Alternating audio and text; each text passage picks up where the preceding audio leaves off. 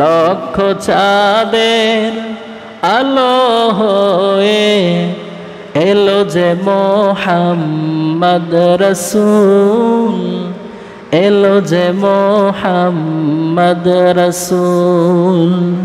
সেই নূরেরই রৌশনীতে চাঁদ সিতারা হয় ব্যাকুল, এলো যে মোহাম্মদ রসূল।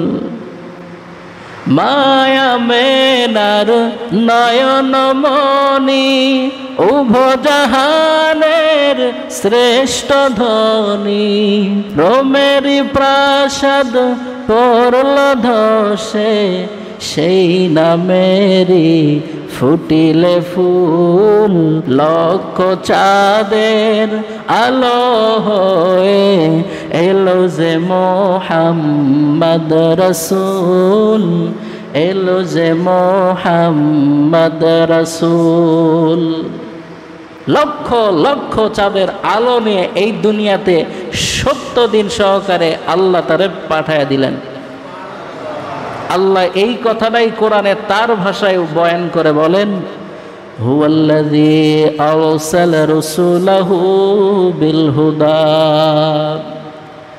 ওয়া দীনিল হাক্কি লিইয়ুযহিরাহু আলাদ দীনি কুল্লি ওয়া কাফা বিল্লাহি শাহীদা।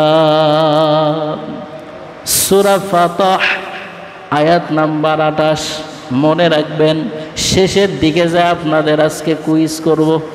আল্লাহ তাআলা বলেন, হুয়াল্লাযী আরসালা রাসূলাহু বিল হুদা। ও দুনিয়ার মানুষ, আমি হলাম সে আল্লাহ যিনি তার রসূলকে হেদায়েতের দৌলত দিয়ে এই দুনিয়াতে প্রেরণ করেছেন। লিইয়ুযহিরাহু, লামে তাগিদ দিয়ে আল্লাহ বলেন অবশ্যই অবশ্যই, লিইয়ুযহিরাহু আলা দীনি কুল্লি, দুনিয়াতে যত পথ, যত মত, যত রাজনীতি, যত জীবননীতি, যত সমাজনীতি, সব কিছুর ওপর ইসলামকে বিজয়ী করার জন্য নবীরে প্রেরণ করেছি।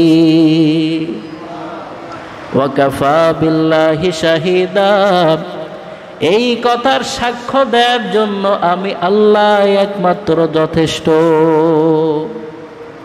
জিনকা কে পে চলতে হে শাহেনশাহ দো আলম, জিনকা কে পে চলতে হে শাহেনশাহ দো আলম, वो चश्म का सुरमा है मदीने की गली में, वो चश्म का सुरमा है मदीने की गली में।